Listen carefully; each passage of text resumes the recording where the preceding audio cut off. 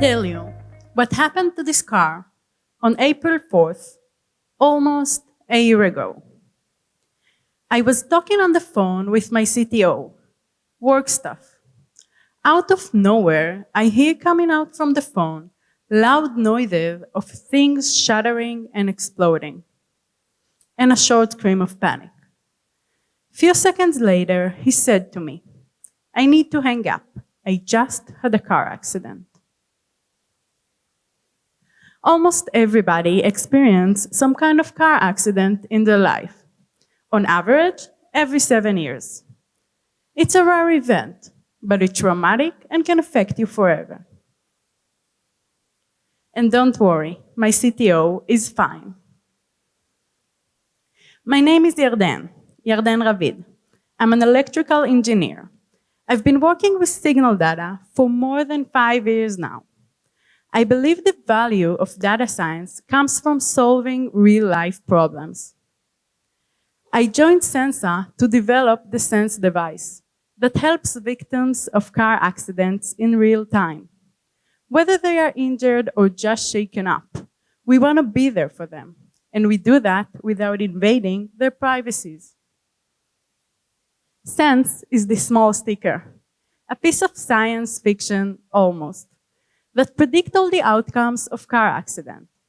It does it without any camera, just a simple 3D accelerometer signal. As data scientists, our job is to overcome the many challenges when creating a widespread life-saving technology. Today, I'll focus on one of those challenges, our injury prediction algorithm. But before we deep dive into our algorithm details, let me tell you, why do we even need injury prediction during car accidents? In the US, they call it car crash epidemic. Over 4 million injured, over 42,000 killed every year in the US alone. Car safety systems prevent most visible injuries. Hence, internal injuries are common during an accident, but are extremely difficult to diagnose. That's why 44% of car crash fatalities could have been saved if the injuries were known at the scene of the accident. What a terrible loss. More than 18,000 people who could have been saved every year. And that's in the US alone.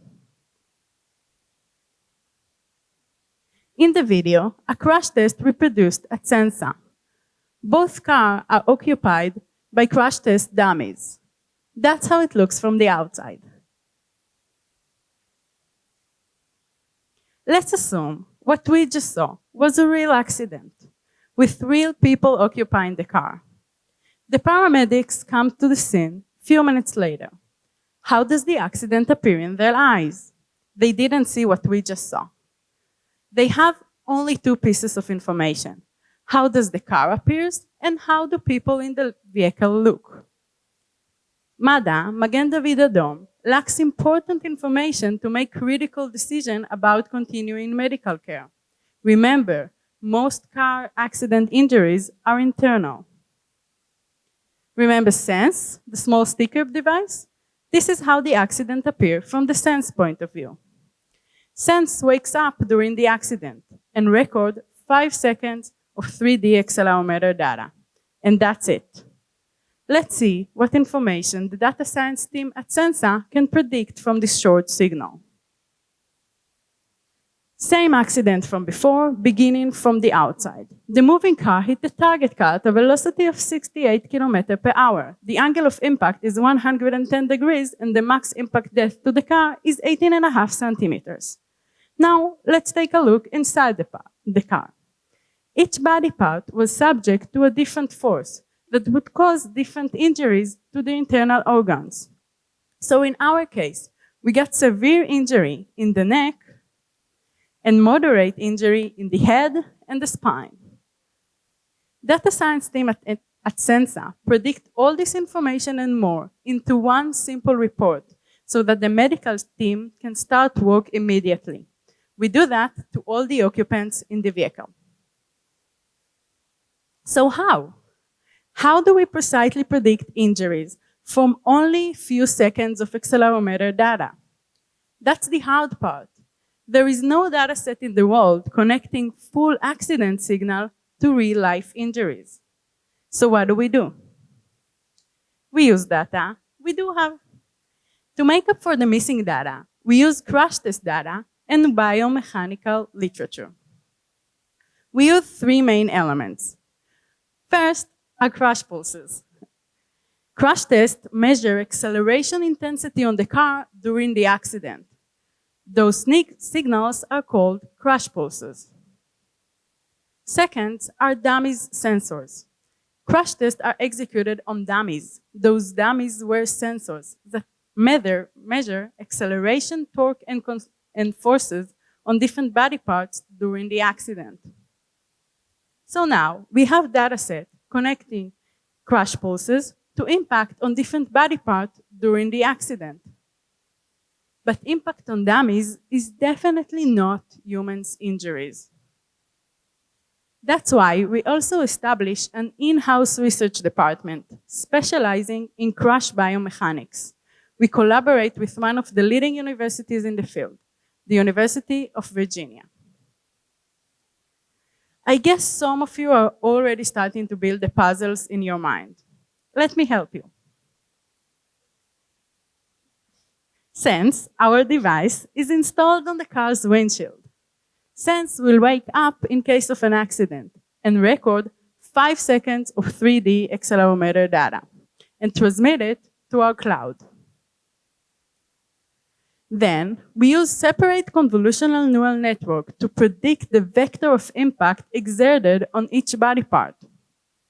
Those predictions simulate the sensors on the dummies as if they were installed on the occupants during the accident. So, we have input to the model, the crash pulse that was sent from Sense. The output is a specific impact on a specific body part on all 3D axes by time. For example, let's take a look on our chest prediction. The input to the model is the crash pulse. The output to the first model is the acceleration on the chest during the accident, projected on all 3D axes, X, Y, and Z. We do the same with different force, with torque and force, with different models, sorry. To understand the next step, you must know that the medical world classifies injury severities into 6-point scale. Those injury levels are called AIS. Now, we take all impact predictions of a specific body part and run it through our regression model, predicting the probability of injury for every injury level. Let's go back to our chest example.